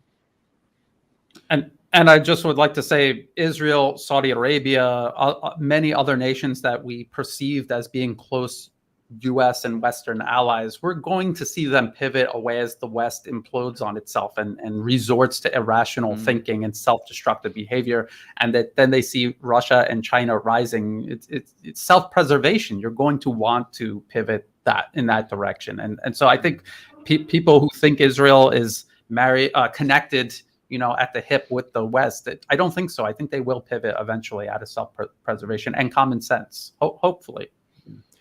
EU Tech Health says, as China's starfish is about to pop, unlike Russia, a resource-based economy, sanctions on China would ruin it from the EU and the US. Always look at what Putin does not do, not what he does. So that gives you a better indication of his mindset. Yes, I don't agree. I don't think sanctions on China are going to destroy the Chinese economy. I think they're going to do the opposite. I think if we go down that road of an economic war against China, then the effect on Western economies is going to be devastating. Now, I can say that, and it's not just me. There's just been a report apparently to the British cabinet saying that the British cabinet hasn't actually thought through what the effect of an economic war with China would be, that it would be absolutely devastating for the British economy if they did that. And that's apparently an official report from the British Civil Service, the economics departments, the Treasury, the industry department, and all that. And I gather that there are the same kind of warnings being made in Germany as well. The German foreign minister, Annalena Baerbock, is known to want to reorient German foreign policy to a very much harder position against China. And the German business community, which has been so intimidated into silence over this ruinous sanctions war with Russia, apparently on this, they've said enough. We're not prepared to go there. Again, they've been pushing back very hard, apparently, behind the scenes. They've been telling Olaf Scholz, look, just don't go here. If you do this, well, we're already saddled with all the problems you've given us with this quarrel with Russia. With China, it'd be an order of magnitude worse. And frankly, I've seen reports that, half of German industry would close. So that's what and these are, not us saying these things. It's the British Civil Service in the one case, it's the German business community in the other. I think people underestimate the resilience of the Chinese economy, just as they underestimated the resilience of the Russian economy. I think it would cope with the sanctions, but with the West, we're in a much more fragile position than we realize. And can I just add in an example of the U.S. and pressuring the West to put sanctions on I mean, there's already sanctions in certain ways on China and obviously on Russia. So they're developing their own commercial aircraft, both Russia and China. And they were using Western engines on these aircraft, but because of the sanctions and because of the direction everything is going, they're developing their own domestic engines. China has a larger population than the G7 combined. Their own domestic market for airliners is huge. It's so huge that if they develop these own engines on their own, first of all, these Western manufacturers are going to be blocked out. Not just engine manufacturers, but also airline liner manufacturers. And then China is going to have this huge market all to themselves, and then they're going to prove their technology, and then they're going to be able to sell to internet. So the West is shooting themselves in the foot because they cannot accept that China is surpassing them and to just rise with them. They're going to, out of spite and completely illogically, they're going to shoot themselves in the foot and destroy their own economy in the process. There's nothing the West can do that China cannot eventually figure out, and in Russia for that matter. Yeah. Robert 12324 says they think this is a video game. Let's spawn in more tanks. Fleet Lord Atvar says good, and we'll do a few more questions here, and we'll wrap it up. Jeffrey Brown says thank you for your great insight into this dreadful situation. BFT Eyes Wide says not to insult Ukrainian people, but how much longer can they eat up their leaders as BS? Continue facing the imminent problems. Is the hate truly towards brotherly Russians worth more than their own lives? I think this is a very difficult question to answer because, of course, one doesn't really know what the mood amongst a lot of people in Ukraine is. It's all very well people saying, why don't people rise up? Why doesn't the army mutiny? If you know history, these things don't happen that easily in any country, certainly not in a country at war. Things have to get very bad, and the government needs to be very weak and dysfunctional and disorganized before it can happen. And even just under training conditions, you as a soldier, you don't know what's going on, even when you're just training and you're just being given the information the people just above you are giving you. You don't have a chance to talk to people higher up. So you're in this situation. You depend on your immediate superiors just to survive day to day in terms of food and equipment and everything. And so it's a very precarious situation. They may even want to, but they have no idea how to. There are severe consequences in war. They'll shoot you dead. And I think a lot of Ukrainian society, it's a combination of they've been misinformed, they're being lied to, it's human nature, and also out of fear. It's the fear of the unknown. It's also the fear of the known, of the consequences of trying to dispute anything that's going on. Well said. And Rudolph says here pretty much the same thing. Do you think Ukrainian people will finally rise up and get rid of the Kiev regime? So many deaths, injured, missing. This would be the best outcome, that soldiers turn their weapons towards Kiev. You are starting to see protests in Kiev from the mothers and wives of the soldiers, and you can see every so often those protests are getting bigger and bigger.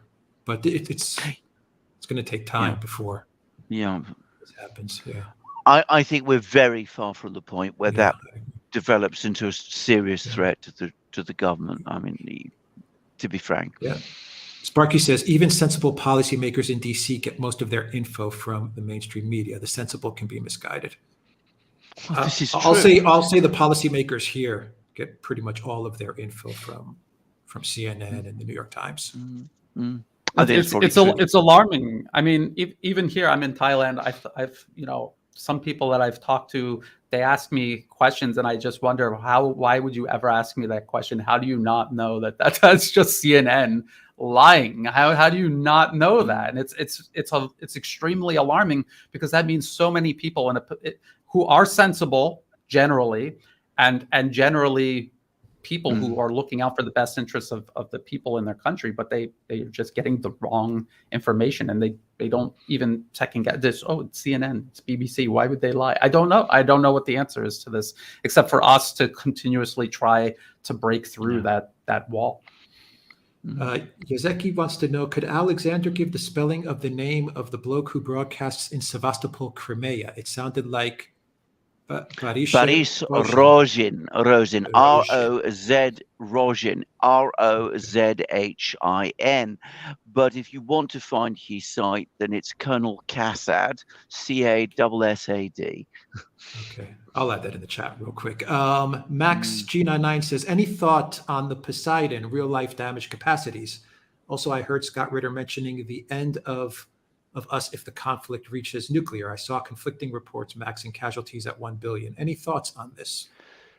Well, I mean, this is Dr. Strangelove territory. I don't know whether you remember. There's General Turgidson, who says, you know, it'll be 100 if we get into a nuclear war. It's 150 million max. I mean, it's. Let's not even think about these horrific possibilities. What I will say is this: the Russians, and you know, they haven't done this because they've just one day finally decided that they were going to build hypersonic missiles and nuclear-powered torpedoes. They've done it because they see themselves as being threatened. And, you know, they're developing all these weapon systems. And anybody who cares about the future of humanity ought to be worried about that. And we ought to be seeking some kind of understanding and some kind of negotiation. But of course, we've been doing exactly the opposite. We're provoking them even more. And it is the most dangerous time I can remember in the whole of my lifetime. I mean, I lived through the Cold War. I've never known anything like this. It's desperation, and it's driving increasingly irrational behavior. I think during the Cold War, the West was much more confident. And now they are not, and it is showing through, and I think it's showing through more and more as this goes on. Danielle wants to know, how are casualty numbers being hidden, and are we hearing from families who have lost members? The numbers seem so high amongst Ukrainians, but also Westerners. We need peace. Thank you for the work you do. Thank you very much. Well, I mean, Alex pointed out that there are now protests in Kiev and such places, and I'm sure that will gather pace. But why is it not reported? Well, it's probably circular. I'm sure there's lots of discussions. I mean, I read a really very distressing public letter by a policewoman in Western Ukraine.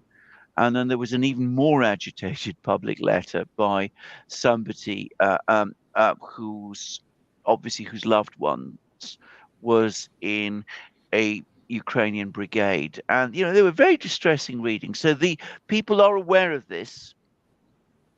They're not giving exact figures. And of course, in the West, where, to be frank, I mean, it's, you know, the numbers are just insignificant. And very few people in the West are in contact with people who are actually fighting in this war. Well, you can just tell whatever numbers you like. And nobody knows better.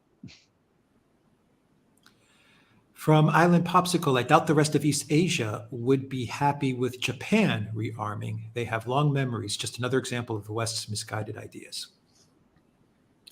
I think the situation for Japan is going to be a lot like Germany. They're just going to implode because the U.S. is compelling them in this direction. Just like Germany, they had the possibility of working together with Russia, getting cheap energy, being a competitor globally in terms of manufacturing. Japan has Japan's one of their largest, if not their largest, trade partner is China, and yet they're going to pursue this foreign policy that is not in their own best interest at all. It is purely in the interest of Washington, and using Japan as a proxy against China, just as Germany is being used as a proxy in a way against Russia. And it's going to have the same outcome. And the rest of the region wants nothing to do with this. They want stability. They're benefiting from China's rise. They're benefiting from trade with China, tourism from China. They don't want the boat rock. They want stability. And so Japan doing this is going to isolate them in the region. Nobody's going to want to be a part of this. Indeed. And can I just add to that? Those entirely good points. I read an article just before we did this program in the British media about the extreme fragility of the Japanese financial system and how it could very well be the start the place where the next global financial crisis starts. I don't know whether that's true or not, but it does seem that the financial system has many problems in Japan. I would have thought that that's the issue that the Japanese leadership, the Japanese government ought to be focusing on, rather than fictional threats from countries like Russia, which, to be straightforward about it, want good relations with Japan. Dr. Liniana Corredor asks, the desperation of the West at Ukraine's defeat is dangerous. Your comments? I think we've talked about this over the course of the whole program. What more is there to say? David S. wants to know, Brian, can you see an end to this? Oh, that's a see an end to this. That's a good question. This is just going to drag on for as long as they can drag it on for. I don't think they have an end game in mind. It's going to end when it ends. And I know that's a strange answer, but that it's like in Syria or Afghanistan, when all of the paths forward are closed off by Russia and their allies, then it's just going to sort of, in a way, resolve itself. And we watched Russia do this in Syria. The United States attempted to escalate in so many different ways. They invaded, and they are still occupying part of Syria. They wanted to wage a much wider war against the Syrian government and overthrow it, and Russia blocked it. They did many things diplomatically as well as militarily to block it and manage the conflict to the end that we see developing now. And I think the exact same thing is going to happen in Ukraine, but just on a much larger and more intense scale. Yeah, I agree with that. We'll do a couple more and we'll wrap it up. Island Popsicle says the world deserves to be free of the West's bullying and intimidation. Hopefully it can be done peacefully. Thank you, Duran, for your analysis. And from Dan, can they get the second goal without regime change? Can they win the war without regime change? I think is the question from Dan. Well, in Russia, war is always a very unpredictable thing. You know, I don't know, something might happen. But realistically, I would say no.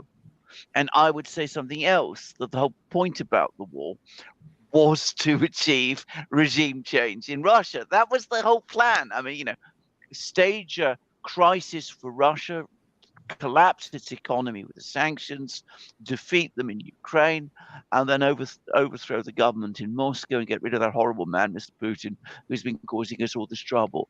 Well, it's not worked out. And realistically, if it hasn't worked out by now, it's not going to work out at all. Sanjeva says, by the way, Alexander, in your video on Monday, as we say in Britain, Peskov perhaps denies it a bit too loudly about Prigozhin. Russian Ministry of Defense rift. Priceless words, Alexander. Thank you. And I think we will wrap it up. Lady Moreau says, I follow and support Brian's channel with much interest too. Lots of great information about the technological side of wars. Highly informative. Yes. Can I just say, and this is an invaluable thing that Brian does, and I don't know anyone else who does it, to be frank, not in the way that Brian does. You find lots of people who talk about the tactical sides of the war, you know, the operations, the movements and things of this kind, but nobody that I know of takes the trouble to go through each and every Western arms delivery and take it apart in the way that Brian does and explain exactly how these weapon systems work and how they interconnect with each other and what they will do and what they won't do. So I think it's an absolutely indispensable channel for anybody who wants to understand this war. Let's do two more to wrap up. Private R says, hypothetically, what if the upcoming Russian offensive fails? Hypothetically, Brian. I think it depends on how the offensive manifests itself. I don't know what they're planning on doing. There's a lot of speculation of what they might do. Go to Kiev, cut off arms shipments from Poland, and then they would also have to do it from Romania. So I don't know what they're going to do, and I don't know. But if it fails, what I think will happen is they will end up back to where they are now, this creeping incremental war of attrition. Yeah. Alexander, you wanted to say something about? I just think that whatever it is that the Russians are going to do, they're going to make absolutely sure that it doesn't fail. I think that's the thing to understand. I mean, I don't see why it would fail, and that's one reason, by the way, why I'm skeptical about some of these very ambitious plans that we're seeing. You know, March to Volhynia and all that sort of thing. I think that the Russians will not want to take those sort of risks. Yeah. I agree with you on that one. The big thing that may be coming is just Russia continuing to double and triple down in the position that they're in. That may be the big thing. T-Tom says, Yugoslavia T-84 used to produce excellent tanks. Anybody from the first Gulf War on the chat? Both Iraq and Kuwait used them. It's interesting. But the thing with main battle tanks is not just the tank itself, but the training and the support that it gets on the battlefield, and that will make all of the difference, really. I mean, they were, as I remember, adaptations of the T-72, but sure, they were very good tanks. And one final one from Charles: as Russia's influence in Africa grows exponentially, is this the next theater between BRICS and the West? Well, I certainly think it's going to be one theater. Don't disregard the fact that it is already a theater now. I mean, we haven't really done enough programs, as we should do perhaps, about what's been going on in East Africa and Ethiopia. But there was clearly a proxy war being fought there, which, by the way, the West lost. And of course, we are also seeing a major conflict underway in West Africa as well, with a lot of push and pull there all the time. So yes, it will be a theater, but it is already that now. And that's not something I say with any pleasure, by the way. I don't like to think of continents and people being used as a chessboard for a battleground between great powers. I think that's a terrible way of approaching international relations. And I hope one day we will get past it. And just to add on to that, the United States and its allies only know one trick, and it's using terrorists as proxies and then sending in their military. That's all they know how to do. And Russia and China approach it differently. Russia has an ability to build infrastructure projects. China obviously much more so, but they also have military muscle that they can mix in with that. But the idea is they are pushing for development. The U.S. is just pushing for chaos. And I think if we see in Asia, in Africa, in the Middle East, we see this recipe that the West has come up with failing more and more often. And hopefully it continues to fail, because the people in Africa, just like you say, Alexander, they deserve a normal life like everyone else, and to be able to live their lives without the specter of armed conflict hanging over their head constantly, because the West wills it.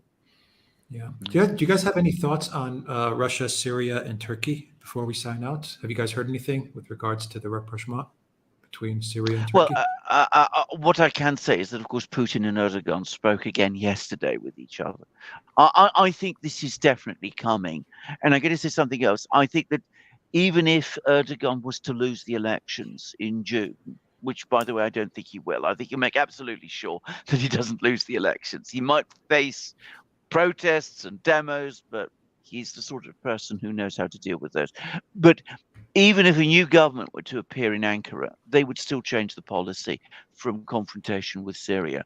I think there is now a consensus within Turkey that for Turkey's own self-interest and internal peace, this must now be done. Erdogan has been pulled into this. He didn't want to go there. It's because Turkish society is insisting on it, and that's why I think it will happen. And I just want to add also that all throughout the Russian intervention in Syria from 2015 onward, there was a lot of criticism of the Russian government. Why aren't you doing more? Why aren't you more forceful? Why aren't you teaching Turkey a lesson? And it was because Russia was looking all the way into the future, to this moment, to this development. This is why they did what they did. This is why they took it slow. They were patient. They suffered temporary setbacks, and they're going to do the exact same thing in Ukraine. The only thing they care about is winning. Optics is something that always is secondary. It's not something they don't care about at all, but it's always secondary to the long-term goal, and they think these things through very carefully, very obviously. Yeah. Brulal says, by the time these tanks arrive, the Ukrainian air defenses will be so devastated that Russian air superiority will negate these supplies. Unless Ukraine gets more air defense, these deliveries are futile. I don't disagree. This is actually something. Yeah, this is something some Western analysts have started talking about, the diminishing air defense network of Ukraine. The fact that the West doesn't have systems as capable or as numerous to replace it with, which means that eventually Russian air power is going to be able to operate more freely over the battlefield. And we'll end it with Sparky's comment here, which says, Reagan often told the story of a Cuban expatriate during the Cold War who said that the U.S. was the last stop for freedom. Ironically, it's now Russia. Interesting comment, Sparky. Don't let Tim Wilson hear that. Whoever he is, we'll end it there. Thank you very much to Brian Berletic from the New Atlas, the best channel for all of your geopolitical news. Brian, thank you very, very much for a great show. Thank you so much for having me on. I really enjoy it every single time. Thank you. Thank you, Brian. And of course, we have Alexander McCurse, the Oracle of London in London. Any final thoughts, guys, before we sign out and say our goodbyes to everybody? I think this is the last big throw. I think these tank and armored vehicle deliveries, I personally don't think we're going to get to fighter jets. I think there's perhaps just a risk that they might get Poland to do something crazy, but I gather there's growing opposition to that in Poland. So I think this is the last big throw before the end. What they do then, how they deal with it afterwards is another thing. But that's what I think. I agree with that, and I think the only thing they can do after this would be either to, they could try to send warplanes. It'll be a disaster. It'll be even a bigger disaster than what they've done already. And then also direct intervention. I think they're still seriously thinking about it, because this is it. After this, if they fail in Ukraine, their credibility is gone forever. This chance of reasserting themselves over Russia and also China is over. So I don't know how far they will go to try to reverse what is happening right now. It's scary. I think it's scary. Scary indeed. Thank you to everyone that watched us on Rockfin, on Odyssey. Thank you very much to the chat on Odyssey, on Rumble.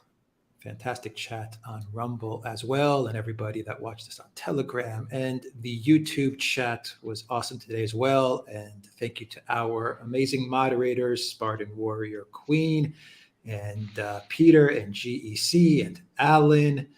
And I think I saw Reckless Abandon in there as well. And who else was with us moderating?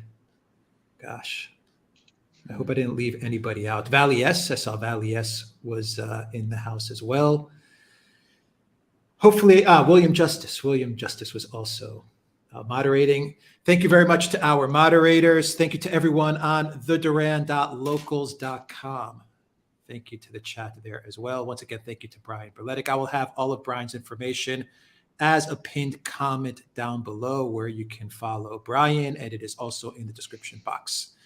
Take care, everybody.